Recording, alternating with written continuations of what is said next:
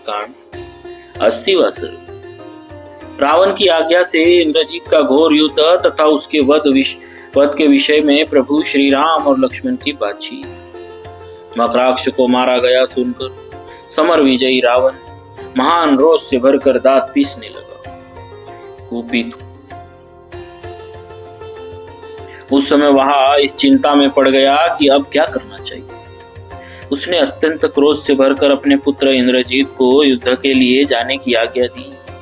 वह बोला, वीर, तुम महापराक्रमी राम और लक्ष्मण दोनों भाइयों को छिपकर या प्रत्यक्ष रूप से मार डालो, क्योंकि तुम बल में सर्वथा बड़े चढ़े, जिसके पराक्रम की कहीं तुलना नहीं। उस इंद्र को भी तुम युद्ध में परास्त कर देते हो, फिर उन दो मनुष्यों को रणभूमि में अपने सामने पाकर क्यों नहीं मार सकोगे।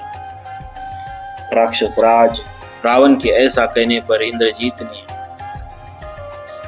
पिता की आज्ञा शिरोधार्य की और यज्ञ भूमि में जाकर अग्नि की स्थापना करके उसमें विधि पूर्वक हवन किया।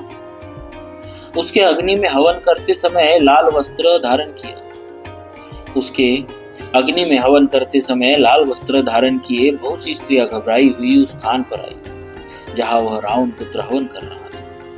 उसके तलवार आदि शस्त्र ही सर्पत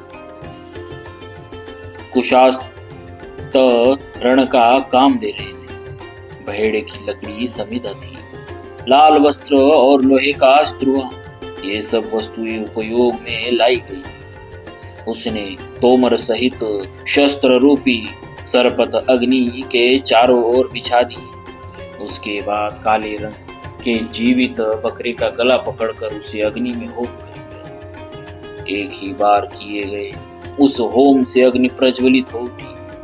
उसमें धुआं नहीं था और बड़ी बड़ी लपटें उठ रही थी। उस अग्नि में वे सभी चिन्ह प्रकट हुए जो विजय की सूचना देते थे। उस समय तपाए हुए सूर्ण के समान कांतिमान अग्निदेव ने स्वयं प्रकट होकर हविष्य ग्रहण किया। उनकी ज्वाला दक्षिणावर्त होकर निकल रही थी। अग्नि में आहुति दे अभिचारिक यज्ञ संबंधी देवता, दानव तथा राक्षसों को तृप्त करने के पश्चात इंद्रजीत अंतर्धान होने की शक्ति से संपन्न सुंदर रथ पर आरूढ़ हुआ। 4 घोड़े पहने बानियों तथा अपने भीतर रखे हुए विशाल धनुष से युक्त वह उत्तम रथ बड़ी शोभा पा रहा था। उसके सब सामान सोने के बने हुए थे, अतः वह रथ अपने स्वरूप से प्रज्वलित सा जान पड़ता था। उसमें मृग, अर्धचंद्र और पूर्ण चंद्र अंकित किए गए थे, जिनसे उसकी सजावट आकर्षक दिखाई देती थी। इंद्रजीत का ध्वज प्रज्वलित अग्नि के समान दीप्तिमान था। उसमें सोने के बड़े बड़े कड़े पहनाए गए थे और उसे नीलम में अलंकृत किया गया था। उस सूर्य तुल्य तेजस्वी रथ और ब्रह्मास्त्र से सुरक्षित हुआ वह महाबली रावण कुमार इंद्रजीत दूसरों के लिए दुर्जय हो गया था। समर विजयी इंद्रजीत नगर से निकलकर निवृत्ति देवता संबंधी मंत्रों से अग्नि में आहुति दे अंतर्धान की शक्ति से संपन्न हो इस प्रकार बोला, जो व्यर्थी वन में आए हैं अथवा झूठे ही तपस्वी का बाना धारण किए हुए, उन दोनों भाई राम और लक्ष्मण को आज रणभूमि में मारकर मैं अपने पिता रावण को उत्कृष्ट जय प्रदान करूं। आज राम और लक्ष्मण को मारकर पृथ्वी को वानरों से सूनी करके मैं पिता को परम संतोष दूंगा। ऐसा कहकर वह अदृश्य हो गया। तत्पश्चात दशमुख रावण से प्रेरित हो शत्रु इंद्रजीत कुपित होकर रणभूमि में आया। उसके हाथ में धनुष और तीखे नाराज थे। युद्ध स्थल में आकर उस निशाचर ने वानरों के बीच में खड़े हो बाण समूह की वर्षा करते हुए महापराक्रमी वीर श्री राम और लक्ष्मण को वहां ऊंचे और मोटे कंधों से युक्त होने के कारण 3 सिर वाले नागों के समान देखा।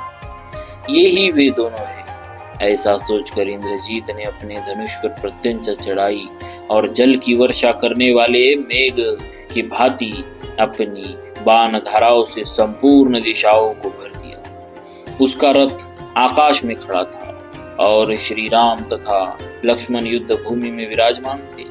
उन दोनों की दृष्टि से ओझल होकर वह राक्षस उन्हें पैने बाणों से बींधने लगा।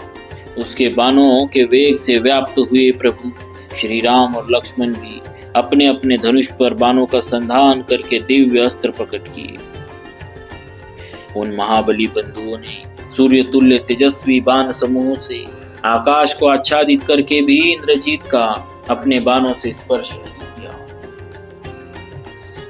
उस तेजस्वी राक्षस ने माया से धूम जनित अंधकार की सृष्टि की और आकाश को ढक दिया। साथ ही कोहरे का अंधकार फैलाकर दिशाओं को भी ढक दिया। उसकी प्रत्यंचा की टंकार नहीं सुनाई देती थी।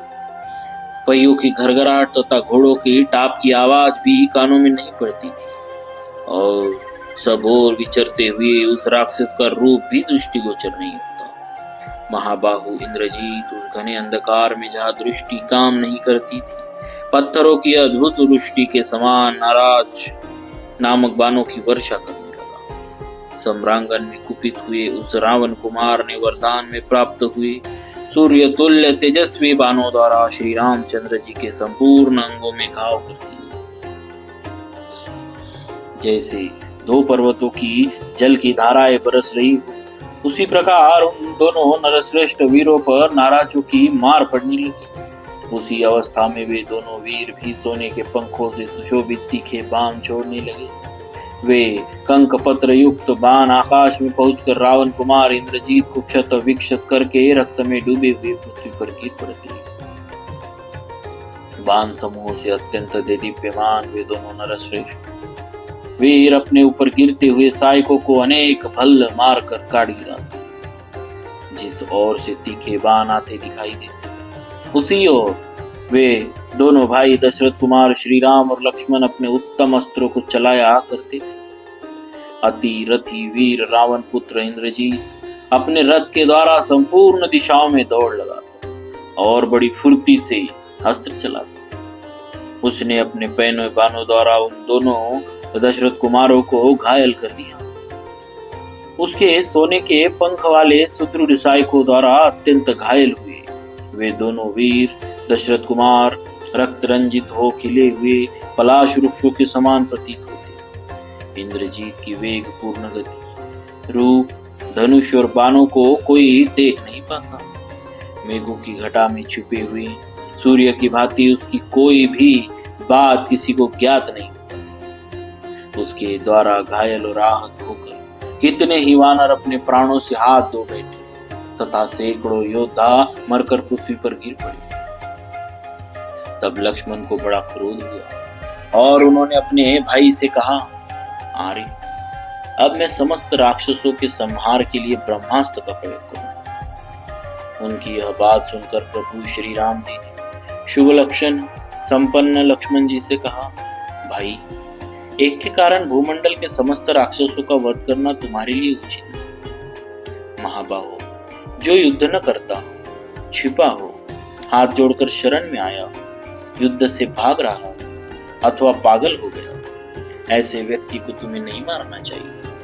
अब मैं उस इंद्रजीत के ही वध का प्रयत्न करता हूँ। आओ, हम लोग विषैले सर्पों की भांति भयंकर तथा अत्यंत वेगशाली अस्त्रों का प्रयोग करें। यह मायावी राक्षस बड़ा नीच है। इसने अंतर्धान शक्ति से अपने रथ को छिपा लिया है। यदि यह दिख जाए तो वानर युद्धपति इस राक्षस को अवश्य मार डाले।